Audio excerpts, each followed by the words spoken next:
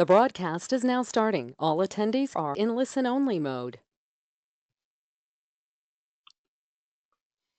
Good afternoon and welcome to the Dibble Institute's second Wednesday webinar, where we're going to go over the new and improved, updated Love Notes and Relationship Smarts Plus.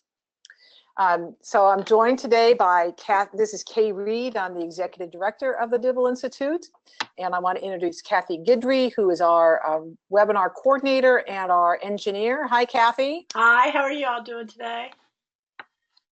And also Marlene Pearson is here with us, the author of Love Notes and Relationship Smarts Plus. Marlene? Hi. So before we get going, I wanted to ask to frame this webinar. This is a webinar about what is new in Love Notes and Relationship Smarts Plus. We've just updated them after some years, 5+ years, where we really needed to go back and update research and trends with young people. So we're going to be talking about the 5% that is new, and we're not going to be talking about the 95% that's the same. If you want, and so it's fine if you want the 95, to really understand them in their totality. And when we archive this webinar, we will also add links to 2 prior webinars that Marlene did on the basics of each program. So just want to qualify that. We're talking about what's new. So I do have a poll I'm going to launch here. And it is, what program do you currently use, or are you most familiar with? If you could please spend a couple of minutes, and it'll help us pull together the webinar a little bit more. So 55% of you have voted. Keep going, you can do it. Let's get up to 70 and then we'll close the poll. Okay, nearly at 70%. There we go, closed poll. Okay, so Marlene, most people use Love Notes and Relationship Smarts Plus, then some use both, but most people have used neither program. So that's awesome to have you here if you're new to the Love Notes and Relationship Smarts Plus program. And again, I encourage you to go back to those webinars that Marlene goes over the basics of the programs. One more question, and this is, please use your hand raise. How many of you, this is your first Dibble webinar? Can we have a show of hands if you are brand new, this is your very first webinar, please raise your hand. I'll give that a few minutes.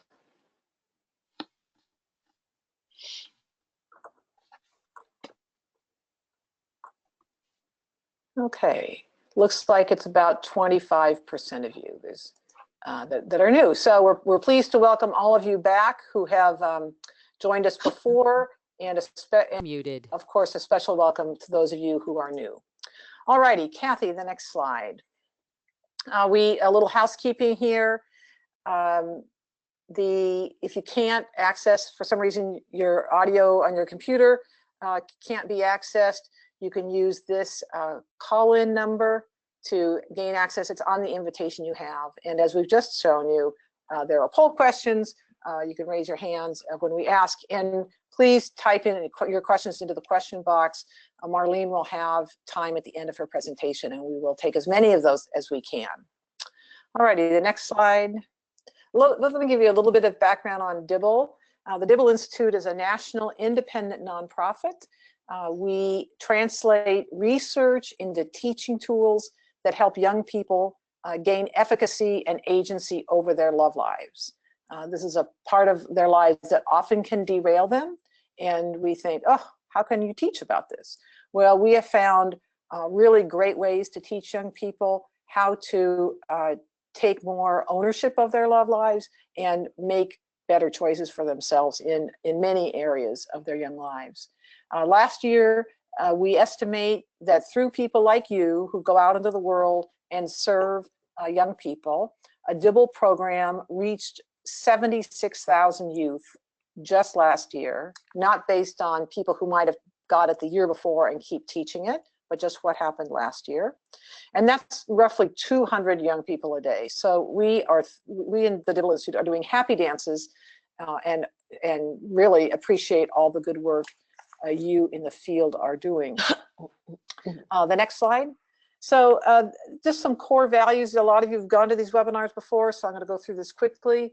We believe in research. That is our stock in trade. We both base all our programs on research and we have them evaluated. We think it's really critical to know what changes are happening in young people's lives, as well as how we can make our programs better. So when we change, as Marlene will talk a little bit today, nothing's changed radically, but we've been able to tune up some of the messages we send young people, and that's because there's new research on that topic. Now, the next slide. So we also are big fans of stable and healthy families, but we have two caveats here. One is to understand that there are amazing single parents every day putting one foot in front of the other, doing their best to raise their kids and doing a great job, to be sure. So we by this mean no disrespect to them at all. But many of them will tell you it's hard. It's hard physically, financially, socially, emotionally, and not all, but many of them, they think, gosh, I could have made different choices that would have made it easier on my my kids and myself. So anyway, no disrespect to single parents. And secondly, we also don't countenance violence or abuse in relationships. This is not about staying together, forever, regardless of what's going on. If people are abusive of self or substances or others, those relationships should go away or should have an intervention to make them better, because children really suffer in high conflict homes. So that puts that in context. And finally, and we believe this from the very top of our organization all the way through, is that we believe that young people, every person, deserves to be treated with respect. And that covers young people of LGBTQ youth as well. And we believe that every relationship, regardless of who you have in your relationship, can get better through learning relationship skills. So that is a credo of our organization, and we actualize that by very intentionally crafting our materials not to assume the gender of one's partner, and then to create specific scenarios when appropriate for gay and lesbian youth, because they have slightly different issues they're facing, shall we say. So we're actually, the programs are used in GLBTQ programs, and we're really pleased that we can reach out to those young people. So finally, I'd like to introduce today my colleague and longtime friend, Marlene Pearson. Marlene recently retired from her good work at Madison Area Technical College, where she was working closely with young people who were really trying to get a step up in their lives. And she started this work when she found that despite interventions that we all think of as state-of-the-art, so mentoring and the latest in sexual health information and the latest in violence prevention, they still were getting derailed by something, and often that happened in their love lives. So Marlene did the heavy lifting, did the research, and came up with Relationship Smarts and its sister program, Love Notes. So without further ado, I'm going to hand it over to Marlene. Okay, hello. How are you all? Welcome. Glad that you're all attending. And actually, I was a little bit surprised to see the 58% have never used the programs. And as Kate mentioned, we had planned this webinar to explain to people what was the difference between the current editions and now the new editions we're putting out. So I do hope that you take advantage, people that don't know a lot about the program, other program, to sign on to those webinars, and you can listen to them because they'll give you a much fuller idea I'm not, today you will not get a real complete rendition of what's in the programs. But it will still, I think, maybe be useful and you'll get something. So anyways, the first question is the big one. Why new editions? Why do we have new editions of both of these curricula?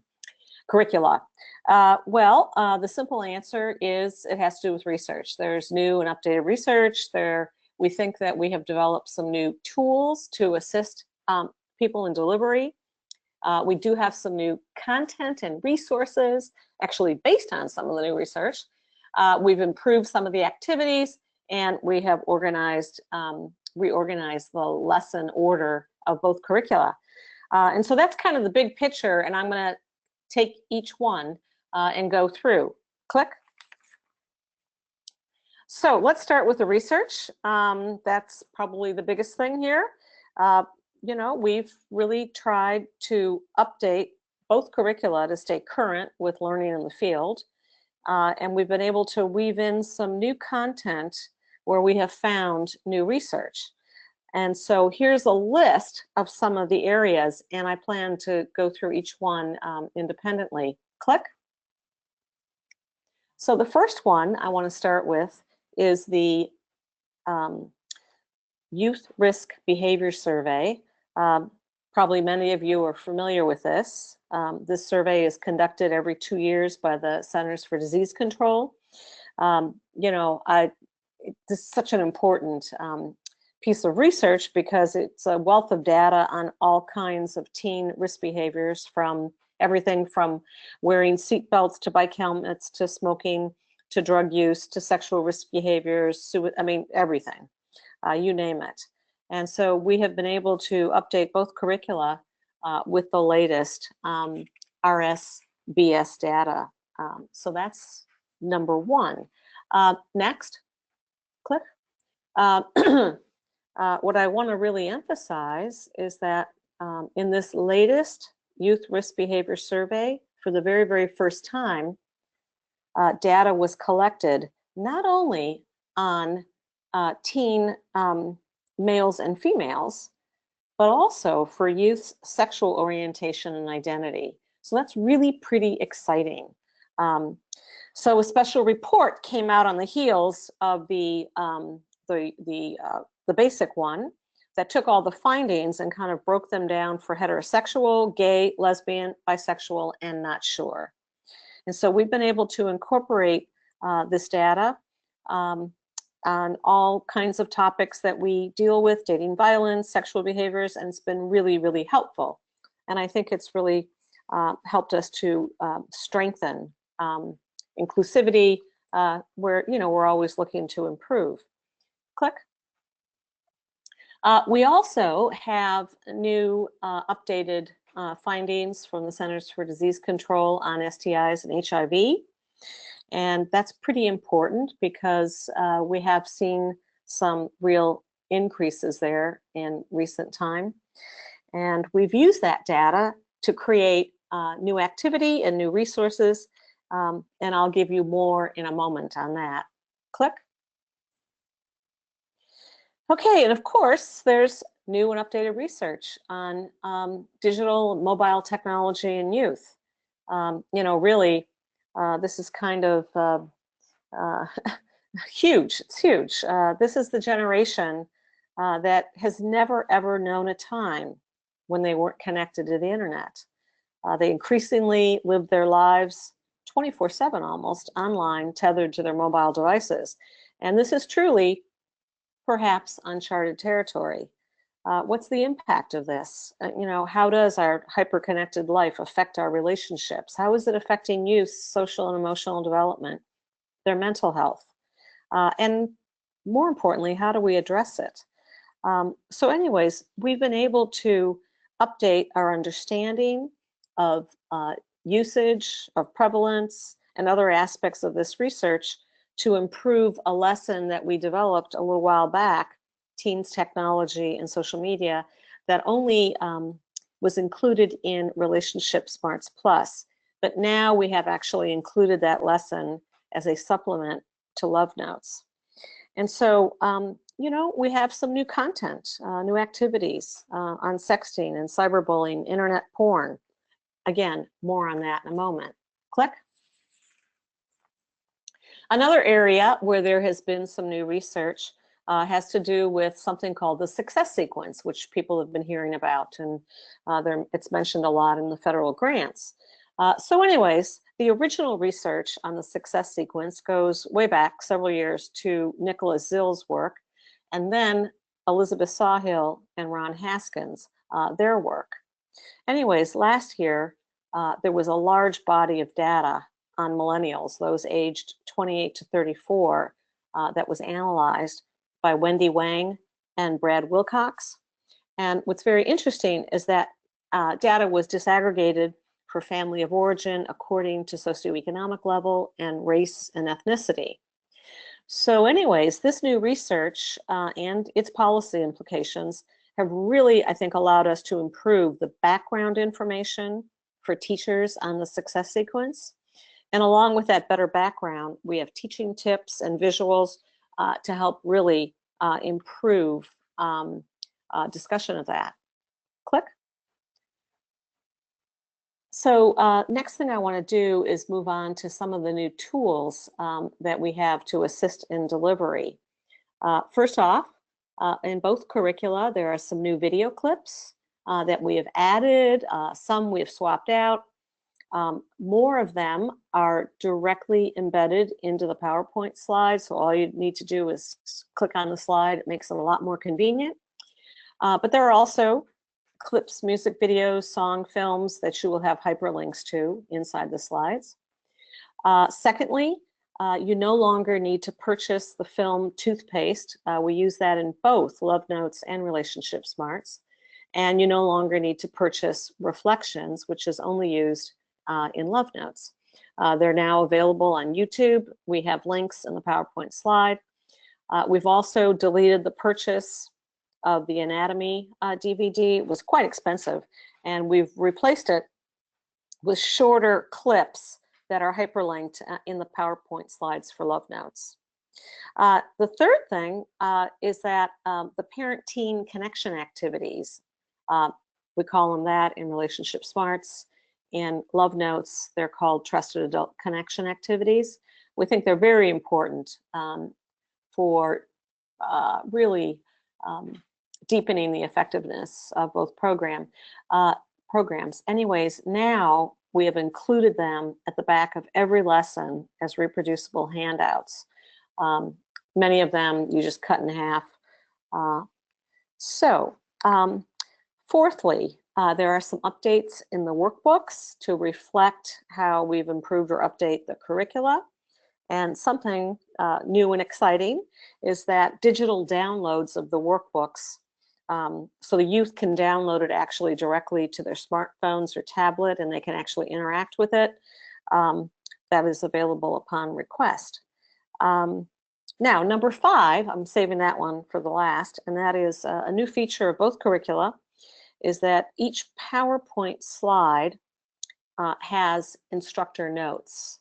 You know, when you put up a slide and you go to view in your toolbar, you can click either normal, which the PowerPoint shows, or you can click notes and you can see the notes underneath it.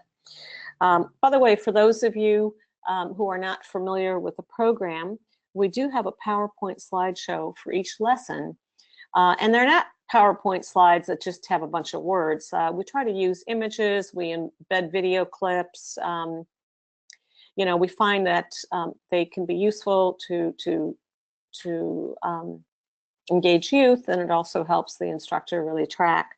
But anyways, for every slide, there are key points found in the note sections. And it's, in a sense, it's sort of like boiling down what's essential. It's kind of meant to help, you know, track you, guide you. And if those of you that may be using these programs and you are doing studies, evaluations, it really helps for fidelity. Most lessons, the first slide will be an orientation, you know, notes, keynotes for the instructor, and then the second slide will suggest how to introduce it to youth. Next, here's a screenshot that I took of an example of these fidelity notes. Well, keynotes. This is from Relationship Smarts.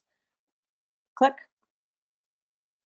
Here's another one from Love Notes, so you get an idea. But I do want to say a few more words about these fidelity notes. You know, you might think, well, does that mean I'm just supposed to read the script in the notes section? Or are they a substitute for reading or studying the lesson in the manual? And actually, no. These notes are just really meant to guide you, to key you in to what's essential, to keep you on track. I would think of them as cliff notes or spark notes or whatever they're using these days in school. You know, to prepare, you know, you just need to read the lesson in the manual. You need to view the PowerPoint slides. These notes are just sort of a scaffold. Some people may print them out and highlight and use them as a kind of a review or a guideline to keep track.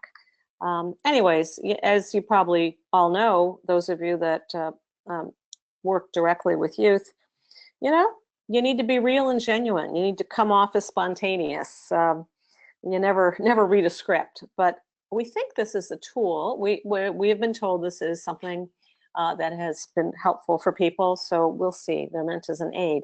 So let's move on. Click. Let's move on to talk a little bit about some, you know, new content, resources, or some of the new improved activities. Now, here's just a little list, and I plan to just go through each one with a slide. So click. First thing is we use, in the whole back of the curriculum, there are colored cardstock activity cards that have a lot of different scenarios on them. And these scenarios were actually written by youth. I worked with scores and scores and scores of youth, and I keep trying to update them and keep them fresh. And we always really encourage people that use the curricula to feel free themselves to tweak, to delete, to use, or, you know, we give you plenty, and to have your youth also. But anyways, we've added, we've modified. Some of the scenarios include more on social media, sexual assault, porn, sexting.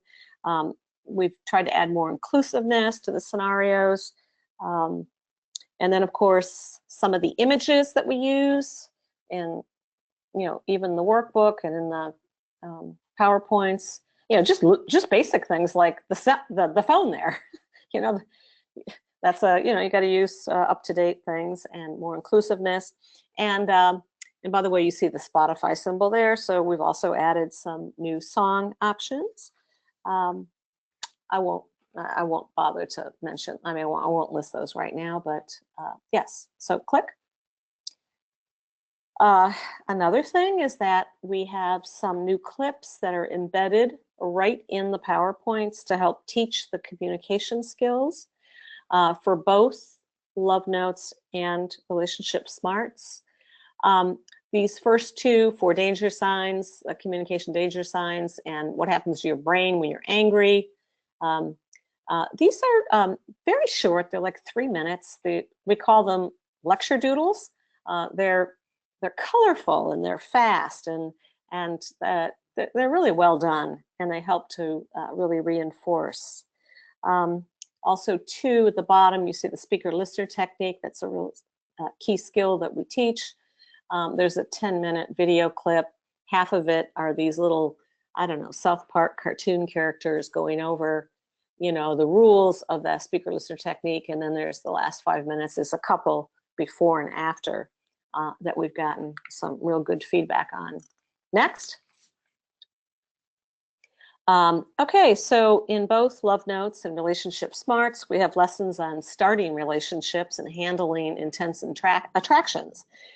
So we think we've actually done a better job, more scientific job in describing those neurochemicals and hormones that are released with romantic attraction. And we've also added this little glitter demonstration to give it a little pop. And at this point, I'd like to give a shout out to our friends in West Virginia and Harlem, New York City, because it was their idea, but it's worked really well.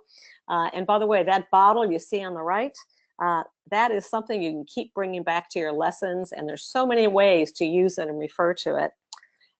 Click, next. Another thing we've added is this short animated clip, excuse me.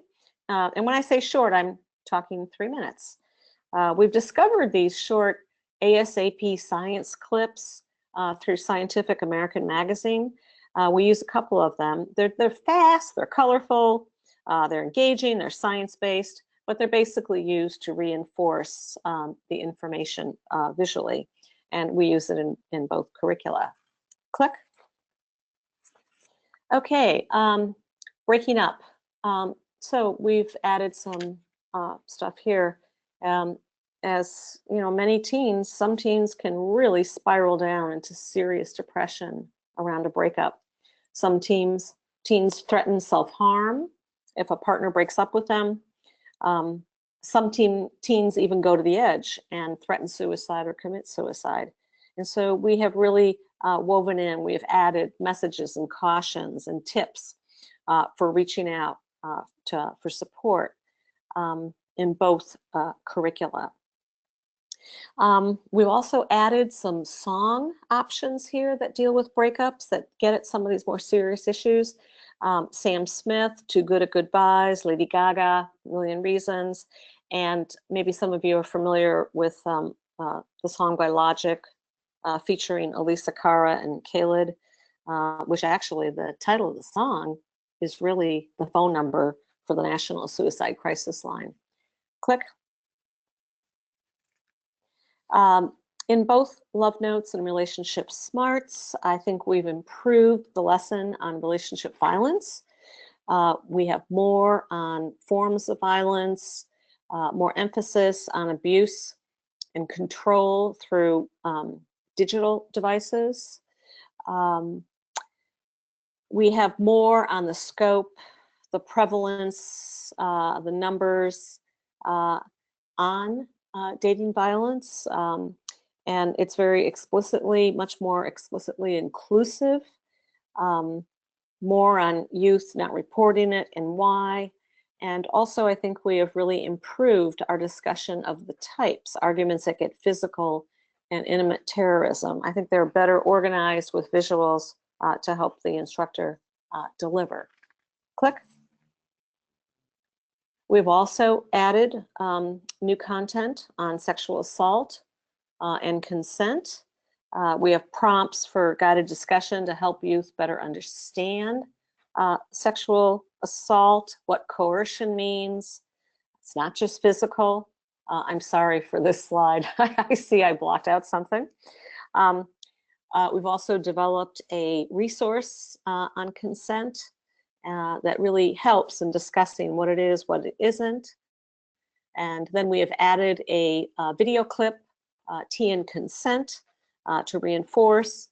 And we really put an emphasis on reaching out for support, having youth get out their smartphones and find the website RAIN, which is a leading website on sexual assault, which is connected to like 17,000 rape crisis centers around the country. And also in Love Notes, we use the music video Till It Happens to You, because there's just a really strong message too at the end about the importance of breaking the silence and reaching out, and lots of relevance there to talk about the Me Too movement and all of that. Click. Okay, in Relationship Smarts, I think we've really improved the presentation of, or how we present sliding versus deciding. We start by applying sliding first to personal development. And that's where we do a lot of examining the patterns you experienced growing up, sorting baggage. And then next we apply it to sliding into romantic relationships. And we've actually taken that low risk deciding approach and turned it into an activity to make it more active. And this is where we have actually put in the first big introduction to the success sequence. So that is new in that lesson. Now, Love Notes has a bit of a different arrangement for sliding versus deciding. It has a different activity, the high cost slides activity, that's not in relationship smarts. And we've also added to some of those scenarios. And the success sequence is also presented there in Love Notes in that one. And also too in Love Notes, that lesson ends with the stories of 4 diverse young parents, sort of compare, contrast those that start to make decisions versus continuing to slide. Click. Okay, so as I said earlier, I think we've this recent research has really allowed us to improve the presentation of success sequence and also to clear up some misconceptions about the message. I mean, notably, not everyone has to or desires to get married, to have children or family. And this new research that analyzes 28 to 34-year-olds includes those on track. And on track means they've finished high school and they have full-time employment or they're in continuing training by the time they're 25, no marriage, no children. So, I mean, the real key message here is the importance of preventing an unplanned pregnancy, whether or not marriage, children, and family are part of your vision. There's also a very explicit discussion of how privilege makes either following the success sequence or staying on track easier. But we also present very compelling information that's broken down for socioeconomic class and race and ethnicity. And I think you'll find these very helpful for encouraging and supporting youth. Click. Okay, on to the brave new world of digital technology, right? So again, as I said, this lesson that originally was developed for relationship smarts has been updated and improved. It is now a supplement at the back of Love Notes.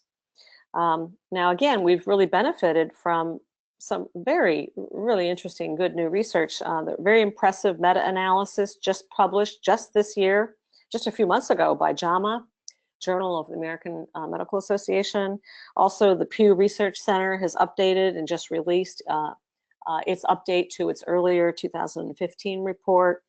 You know, there's others. Sherry Turkle, her work on digital technology and its impact on social life from MIT. This is obviously an area that I think many of us are paying a lot of attention to. Click. There has been a dramatic increase in the time that young people are spending alone and alone with their digital devices. And researchers have been correlating the data on how teens are spending their time and how much of their time doing what and how that relates to symptoms, happiness on the one hand, well-being, and on the other hand, symptoms of depression and anxiety. And so we've been able to incorporate this, I think, in some engaging ways. We've got some data, you know, some good stuff on girls and social media. Click. And also more on boys and gaming. Now, we've tried to do this in ways that aren't preachy, but engage and sort of spark some personal reflection. The point is not to criticize gaming or social media or digital technologies. Obviously, there's so many positives, but we are, through these activities, trying to inform and to educate, to encourage reflection, and ultimately, you know, it sort of culminates with, I think sort of a clever activity to actually get them to think about their own personal policy on how to use it. Click. Also, in this particular lesson, we've added a very important topic, and that is internet porn. Again, though, this section is really designed as an opportunity to educate and not to shame youth for their curiosity. I mean, porn is all over the internet. It's pervasive. It's normal to be sexually curious, and it's normal to even have sexual feelings of arousal by looking at it. So we're using this as an opportunity to educate, not shame. But we have to also recognize that it is really becoming the primary form of sex education for youth. And so in this particular unit, they're going to learn more about the realities of porn, some of its potential effects that it can have on young people personally, and the realities of the industry. Click. We have another ASAP science clip. It's really quite informative on porn addiction and looking at the brain, which, by the way, is a growing problem. Click. So now let's go to some of the way in which the lessons have been reorganized in both curricula. Look at relationship smarts first. A real simple thing is that lesson 6 and 7, they've been changed the order. It just made more sense to address sliding versus deciding after deepening their understanding of dangerous relationships. And the other significant change in relationship smarts is that, in terms of order, is that lesson 10 has been broken into 2 and been redeveloped a bit. So yes, relationship smarts 4.0 now is a 14 lesson curriculum. Click. So let me talk a little bit about why. We divided that lesson from the earlier edition of Relationship Smarts because basically it was way too big. But also, I think the division makes sense for some other reasons and its redevelopment. What makes, I believe, this section unique is that when we address sex, we take a heart and a health-based approach. And we also use some new strategies to reinforce pregnancy prevention. And so lesson 10 really is the heart lesson, because this is the lesson where we give them lots of ways to reflect upon sexual meaning, to deepen their understanding of intimacy, because the ultimate goal is we want youth to define a context for sex that's personally meaningful rather than just following the scripts of the popular and pure culture. We also want to help them examine the risks of not being on the same page with somebody about deepening levels of intimacy. The film Toothpaste is used in this lesson, and we've also developed a new activity around it. And then it ends with them, drawing their own sort of lines on physical intimacy, identifying the context, with whom, when would they move their line, and we have a new optional activity for drawing lines. Lesson 11 is the health lesson, where teens will get medically accurate sexual health information. We really want to clear up myths and misconceptions. We want to explore risky situations. We want to give them practice with refusal, assertiveness, negotiation skills through role plays. And we also want them to create a personal plan for their sexual choices. And lesson 12 is really about kind of new ways to deepen motivation for pregnancy prevention. It helps teens consider unplanned pregnancy through the eyes of a child, taps aspirations, protective instincts, reinforces planning for the future, and this is where we'll also reinforce the two real key concepts, success sequence and sliding versus deciding. Click. For the health lesson, lesson 11, we have a new video, and that video, you see a picture of 2 of the people in the video. It is embedded right in the PowerPoint. There is the full 20-minute version, but we also have a condensed 11-minute version. And we also, as I said earlier, we have really updated the information on STDs, HIV. We've created a resource, and we have developed a brand new activity around that. As we know, young people's eyes just roll over if you try to give a lecture on STD facts. That doesn't really cut it. So we have a new activity there. Click. Also, in the health lesson in Love Notes, we have some new video clips on each form of contraception. So with Love Notes, you no longer need to purchase. There were 2 extra brochures that accompanied. Well, you had to purchase them in addition. One was on STIs, HIV, and the other one was on birth control, on contraception. So anyways, we have these 1-minute video clips that are hyperlinked, that are very good, straightforward, accurate information. We also have a teach-in activity to go along with STIs and HIV. Reflections, which is the film that we used for HIV, you no longer have to purchase it. It is free. It is available on YouTube. And we've added more role plays. Click. We've also added a little bit of content on alcohol and marijuana. How does it affect the brain? We also know that alcohol and marijuana are linked to a greater risk of sexual assault, of STIs, of pregnancy, of emotional regret about sex.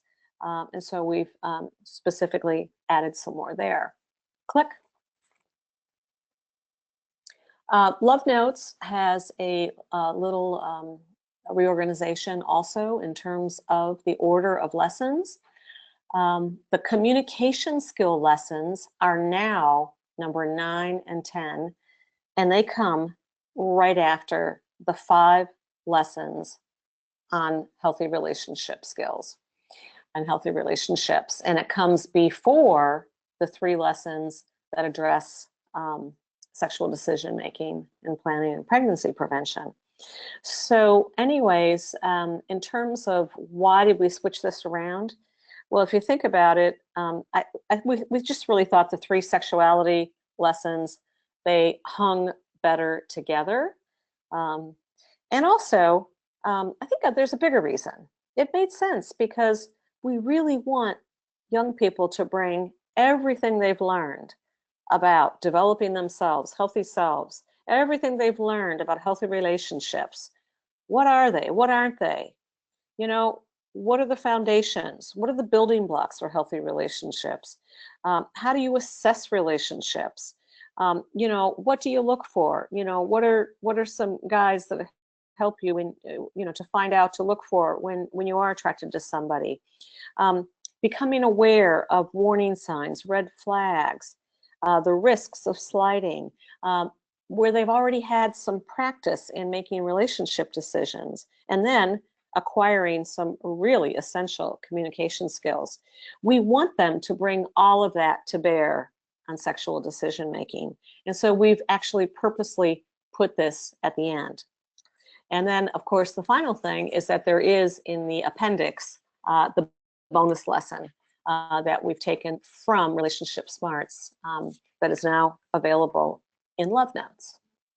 And so that really, I could get into lots more specifics, but that's really sort of the big picture there. And I guess in closing, I would like to just say, click. I would just like to say a little bit about, some of you may know this, some of you may not, but Love Notes, and by the way, Love Notes is an adaptation of Relationship Smarts Plus. It's an adaptation for older teens, more vulnerable, expecting and parenting youth too. Anyways, Love Notes came out of a big 5-year rigorous evaluation, and it really got impressive results. And as you can see from this Office of Adolescent Health chart, I just want to point out the 5 areas that it got very important results. If you look at the first dot, recent sexual activity, what that means is, in other words, they were more likely, there were more youth that were likely to choose to stop having sex. If you look at the second one, if they were having sex, they had a decrease in how often. 3, even though there's no condom demonstration in love notes, the teens who chose to keep having sex were much more likely to use condoms and other forms of contraception. And 4th, those teens who had not initiated sex before the program were far more likely to remain abstinent after. And the 5th one is very importantly, they were less likely to get pregnant, to have a pregnancy, to get somebody pregnant or to be pregnant. And I want to go to the next slide to talk a moment about that, because this is data based on 12 months post that from Anita Barbie, who was the principal investigator. Anyways, the people that were in love notes, the young people that were in love notes, they had a 46% decrease in teen pregnancy and their rate of teen pregnancy compared to the control group. And I think what's really important about this study is that these participants were really vulnerable youth. Many of them were involved in the foster care system. 21% have been in out-of-home care. 82% were low income. 16.6% were identified as LGBTQ teens, who we know from the research are actually more likely to get pregnant than their heterosexual peers. 9.3% were refugee. 88% were African American. And so I think to get those kinds of results from such a large sample of vulnerable youth is very interesting. And I think another really interesting thing about this study is that the evaluation design, it was a 3-arm cluster. You can see the last 3 at the end: love notes, reducing the risk, and the control group.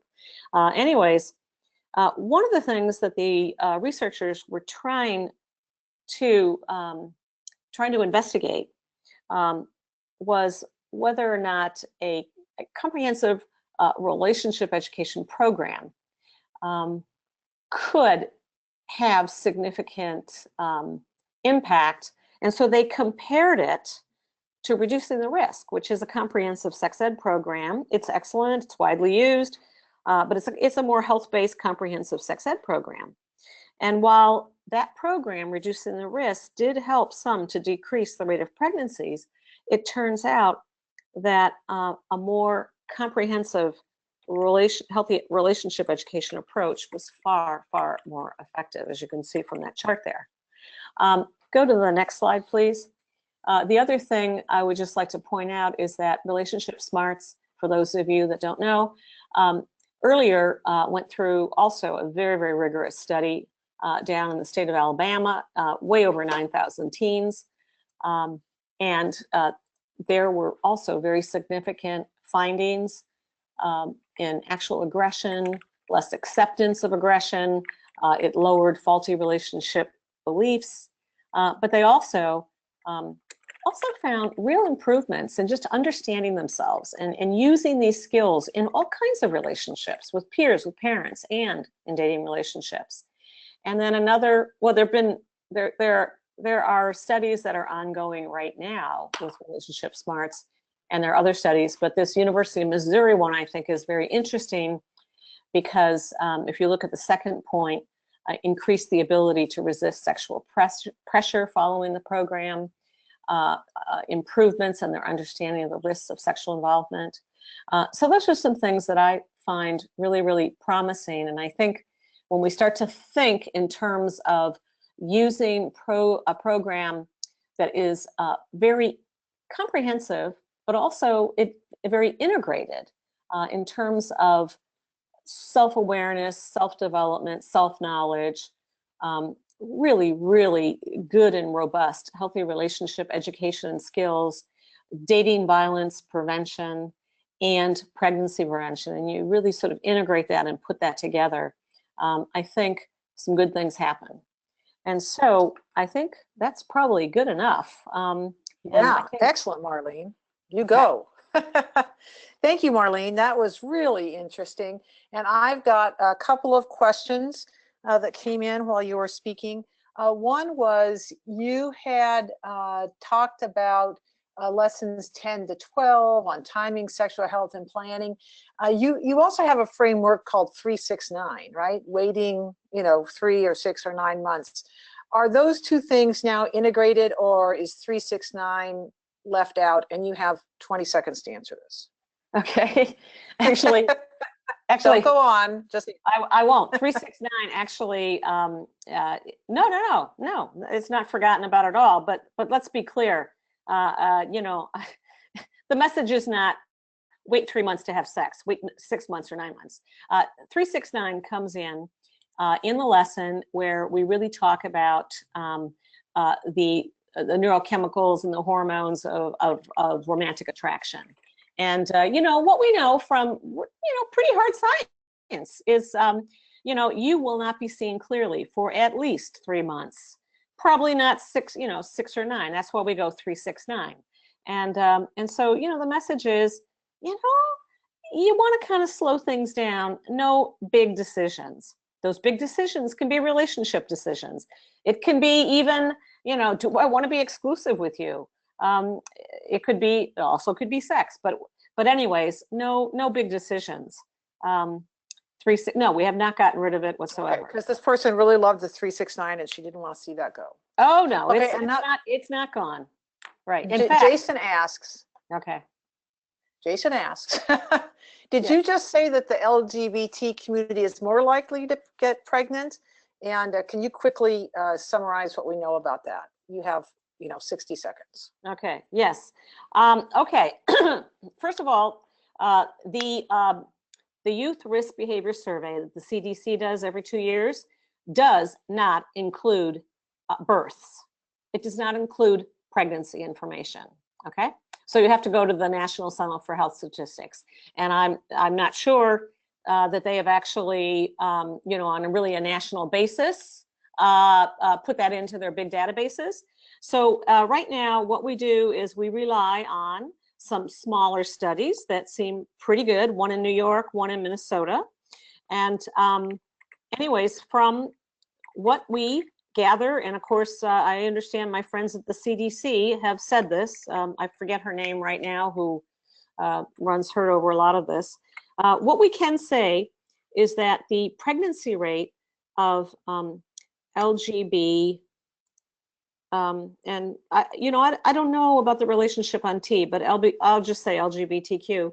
We know that it is as high or higher than for heterosexual teens. Yes, that is true. And I know that that almost seems like, what? I mean, how do 2 eggs make a baby? How do 2 sperm make a baby? But what we do know, and what is very, very what we do know, is that all teen births,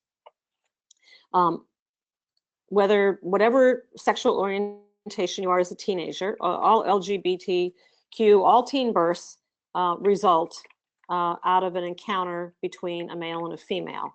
Now, again, when we get to adults and we talk about reproductive technologies and things like that, that's different. But for teenagers, and there's a ton of reasons. There's no one reason. I mean, it's exploration, it's confusion, it's fear, it's fear of being outed. There's all kinds of reasons, but we know it's true. And so we're trying to make that a lot more explicit, because sometimes teens will think, well, anything we talk about in terms of condoms and contraception or sexual delay and waiting on sex, or any of that may just not apply to them because they're not going to get pregnant. And in fact, that's not true. And so this is really very important.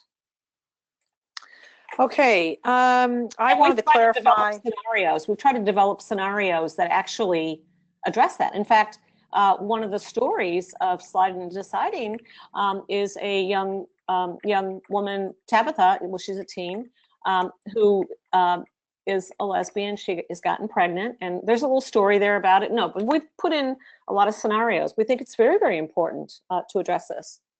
Of course, of course. I wanted to mention that, just to clarify, that both Love Note, the revised Love Notes and Relationship Smart Plus have 13 lessons. Love Notes has an optional 14th lesson on technology, teens and technology. So that might have been a little misunderstood there. Let's see. So according to an expert in LGBT sexual health down in LA County, it's true that LGBT females are 50% more likely to become pregnant than a straight female. So Tim, if that's not correct, if I didn't say that correctly, let me know, but I think that's what you're saying. Can you purchase the new supplemental materials, or do you have to purchase an entirely new curriculum for Love Notes? So let me tell you all that we have a courtesy discount we're giving to current clients. So if you upgrade your current Relationship Smarts Plus or Love Notes, we will give you a 30% discount off the purchase of a new program. And you can go back as far back as, some of you are still, we know you're out there that are still using the, oldest versions we have. And, it's time to get the new one. So we're happy to help you there. And you can call our 800 number, and Kathy will do everything she can to help you. So that I did say that correctly. 50% more gay, lesbian, and bi girls are more likely to be pregnant. This is according to Tim Kordick, the expert at LA County Unified School District. Yeah, I'd love to talk to Tim too, because I'm always trying to keep up with all the research, and I've read the New York and the Minnesota, and yeah, so thank you very much, Tim. Right, and then Jason, maybe we can have you have a conversation with Jason, because Jason's interested in the percentage versus those who say they are anyway. Yeah. If we purchase a prior, if you purchase a prior version, we have to repurchase the entire program. It's not as simple as like we added one lesson and we can just give you the 13 pages that are in that lesson. There's been changes throughout the entire program. So yes, there's not a simple way to upgrade unless you buy the whole program. But I was asked earlier, do we have to buy the? No, of course. 95% of what you love, I mean, everything you already loved about Love Notes or Relationship Smarts Plus is still there. You're certainly able to continue to use that program. But we do encourage people who are starting new or want to make sure they have the latest in the research to upgrade. So then I was asked, which is the better program, Marlene, to address pregnancy prevention and HIV prevention. And this gentleman's working with 13 to 19-year-olds. My answer would be, please take a look at our review copies because the content is pretty similar, but it's how it's presented and the assumptions it makes about the young people. Marlene, do you have an answer for that? If you're doing pregnancy prevention with 13 yeah, to 19? I mean, well, did you say 13 to what age? 19. Yeah, I mean, I think there's huge differences, with Right. the real, but again, it depends. It depends. I roughly say 15 or so Love Notes, and I use it with my 28-year-olds, At my community college, I have 17-year-olds, high school dropouts that have come to the community college and older. It works well, but sometimes what I know that some folks that are working with really very vulnerable youth that are actually pretty young, even 13 or 14, will use Love Notes. Ideally, I think of the younger teens, relationship smarts, and I think of the older with love notes. But again, I think it just really comes down to who your population is. And, Right. you know, if it's really a very difficult, vulnerable population, take a look at love notes. So let me make an offer to everybody on the webinar.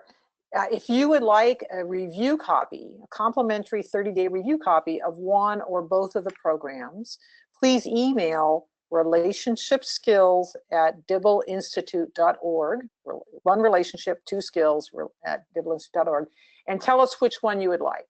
And we'll set you up because Marlene's absolutely right. You need to look at it and determine what's best for your youth that you're serving. So Kathy's moving us along. Thank you, Kathy. So thank you for joining us today. We will be uploading this webinar within 3 days. You are going to have to go look for it. We won't be sending out an email, but it will have the webinars, the two we referenced before. It'll have copies of these slides, so you'll be well equipped to review it or share it with others in your organization. And please do email us if you'd like to learn more. Okay, so yes, keep in touch all the normal ways.